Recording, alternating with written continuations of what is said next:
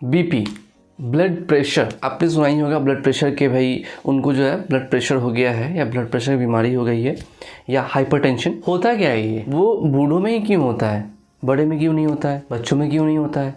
तो आज हम बात करने वाले हैं कि आखिर होता कैसे है, क्यों होता है और इसका मैकेनिज्म क्या है कि बच्चों में नहीं होता है, स्टेबल कैसे रहता है वो। तो चलिए बात करते हैं इन सारी चीज़ों के बारे में कि इसकी फिजियोलॉजी क्या है, how blood pressure is maintain in our body. This is me doctor Raza Hasan. I welcome you all to my YouTube channel that is meds hack, medicine with hack. Blood pressure को मेंटेन करने का जो mechanism है बहुत तरीके से है, बहुत तरीके से उसको कंट्रोल किया जाता है हमारी फिजियोलॉजी में। तो कुछ है जो एट इंस्टेंट काम करता है, कुछ है जो लॉन्ग टर्म के लिए और कुछ है जो कुछ घंटों में काम करता है वो। तो जो सबसे फास्ट काम करता है ना वो हमारे न्यूरल सिस्टम से अटैच्ड होता है, जिसको एक तरह से कहा जा सकता है कि बैरो रिसेप्टर रिफ्लेक्सेस के तौर पे हम लोग कह सकते हैं। तो चलिए एक छोटा सा क्वेश्चन है आप लोगों के लिए, बीपी की बीमारी है वो बूढ़ों में ही क्यों होती है। अगर कोई जानना चाहते हैं ये जो ब्लड प्रेशर की बीमारी है या हाइपरटेंशन इसको कहते हैं वो बूढ़ों में ही ज़्यादा क्यों होती है, अगर वो जानना चाहते हैं तो प्लीज़ कमेंट करें,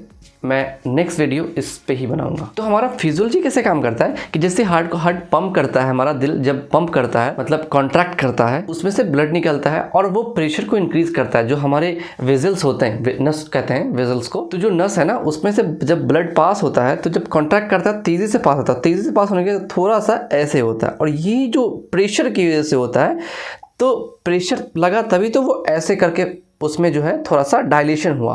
वो क्यों होता है, क्योंकि उसमें एट ए टाइम ज़्यादा अमाउंट ऑफ ब्लड गया, क्योंकि कॉन्ट्रैक्ट हुआ इधर हार्ट, ठीक है। और सेम जो चीज़ है वो यही बताता है कि भाई आपकी जो ब्लड जो है जा रहा है उसमें से, और जो नस है आपकी उसमें इलास्टिसिटी प्रेजेंट है। तो चलिए अब बात करते हैं कि जो रैपिड जो कंट्रोल करता है हमारे ब्लड प्रेशर को वो कौन कंट्रोल करता है और कैसे होता है। इनमें सबसे पहले आता है ना बैरो रिसेप्टर रिफ्लेक्स का। बैरो रिसेप्टर होता है ना हमारे, वो दो जगह प्रेजेंट होता है, एक फर्स्ट कैरोटिड साइनस, दूसरा आउटिक आर्च। ये दो जगह पे जो बैरो रिसेप्टर है ना वो प्रेजेंट होता है। और बैरो रिसेप्टर का काम क्या है कि जैसे ही कोई चेंजेस आते हैं ना ब्लड प्रेशर में, वो उसको सेंस करता है, इधर ब्लड प्रेशर लो हुआ या फिर ब्लड प्रेशर हाई हुआ, दोनों में से कोई भी होता है, ठीक है। तो वो क्या करता है, वो सिग्नल्स सेंड करता है हमारे ब्रेन में कि भाई जो ब्लड प्रेशर है वो फॉल हो गया या फिर ब्लड प्रेशर जो है वो इंक्रीज हो गया है, दोनों में से कोई भी चीज़ हो सकती है। अगर ब्लड प्रेशर इंक्रीज हुआ है, बैरोरिसेप्टर जो स्ट्रेच हुआ है, तो क्या करेगा, वो सेंड करेगा रिसेप्टर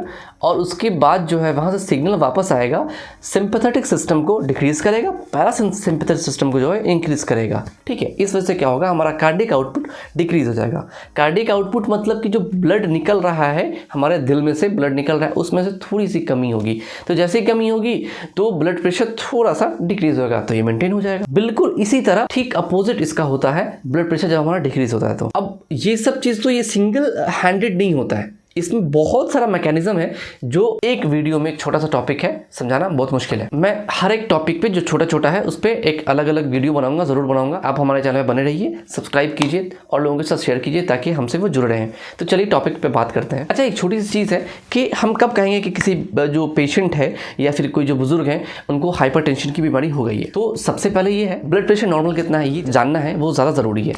तो अगर हम लोग कॉन्ट्रैक्शन वाले की बात करें, जिसको हम सिस्टोलिक कहते हैं, सिस्टोलिक ब्लड प्रेशर कहते हैं, वो जो है वो 90 to 120 के रेंज में है, तो इट्स नॉर्मल। बट अगर उससे ज़्यादा होता है, 130 है, इट्स नॉर्मल। बट अगर 140 होता है या फिर 140 से ज़्यादा होता है तो ये कह सकते हैं कि हाइपरटेंशन को हो गया है। और जो डायस्टोलिक ब्लड प्रेशर है 60 to 80 होता है नॉर्मल। बट अगर 90 हो गया है, मतलब 140/90, 80 से ज़्यादा हो गया, 140/90 हो रहा है किसी का ब्लड प्रेशर, तो हम कहते हैं कि भाई इनको हाइपरटेंशन हो गया है। अब इनको जो है कंट्रोल करने की ज़रूरत है।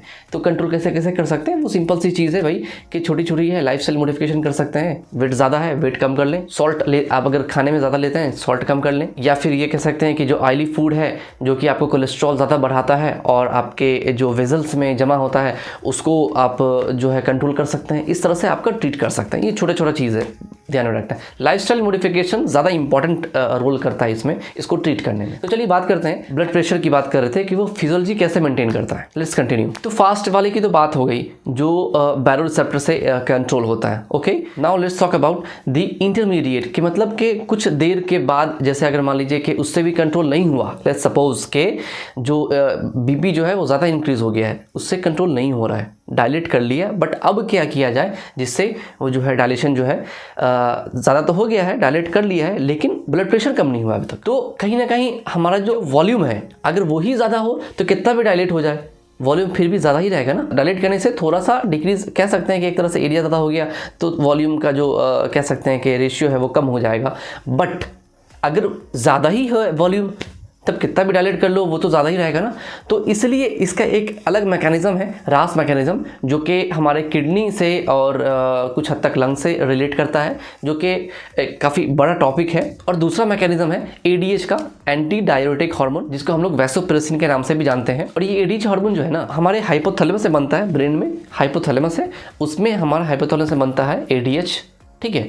और जो सिक्रीट होता है, मतलब कि बनने के बाद कहीं स्टोर होता है, वहाँ से फिर सिक्रीट होता है, तो पोस्टीरियर पिट्यूटरी में स्टोर होता है और वहाँ से फिर सिक्रीट होता है, ठीक है। और भी कई तरीका है बीपी को जो मेंटेन करता है, वैसे तो बहुत सारे तरीका है, लेकिन जो मेन तरीका है मैं वो आपको बता रहा हूँ। जैसे ANP सिक्रीट होता है हमारे हार्ट से, वो होता है क्या, जब एट्रिया में ज़्यादा ब्लड जाता है ना तो वो स्ट्रेच होता है और ये एक सिग्नल देता है, मैसेज देता है कि भाई जो है आपका बीपी राइज कर रहा है, सो आपको जो है उसको कम करना है बीपी को।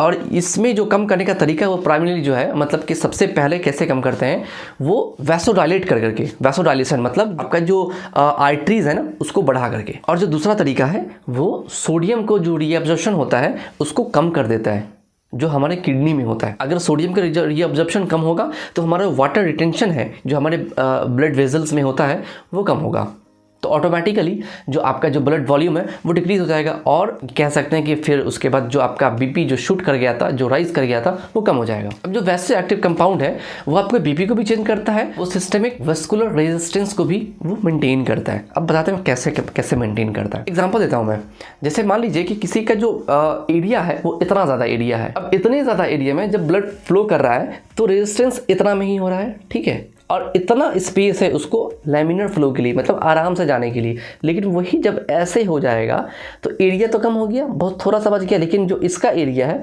वो उतना ही लगभग थोड़ा सा कम हुआ है, लेकिन इसके बनिस्बत रेशियो का अगर देखें बात करें हम तो ये ज़्यादा कम हो गया है। तो अब क्या होगा, इसमें जाने के लिए बहुत कम है जगह है, लेकिन जो रेजिस्टेंस है इसको छू करके जो निकलेगा तो एक तरह से रेजिस्टेंस पैदा करता है जाने में, तो वो जो इसी तरह काम करता है।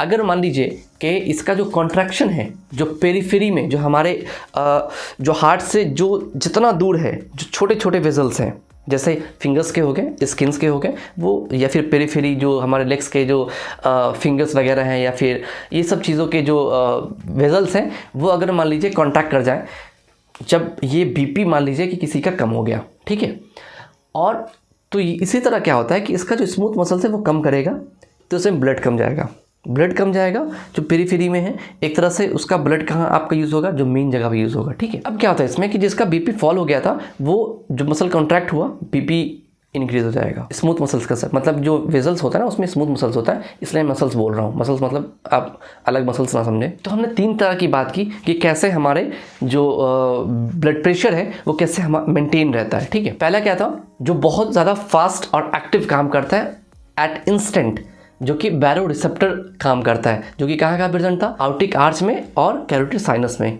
ओके। दूसरा था इंटरमीडिएट या फिर नॉर्मली जो काम करता है, और तीसरा था लॉन्ग टर्म जो कि वैसो एक्टिव कंपाउंड मैंने बताया, और इंटरमीडिएट में मैंने बताया था एडीएच वगैरह का, रास मैकेनिज्म का, ये सब चीज़ें। Thank you everyone for watching this video, I hope you all well. अगर आपको ये वीडियो अच्छी लगी तो प्लीज़ सब्सक्राइब करें, इधर गिव अस अ फीडबैक और सब्सक्राइब द बिलो बटन और बेल आइकन में ऑल को क्लिक करें।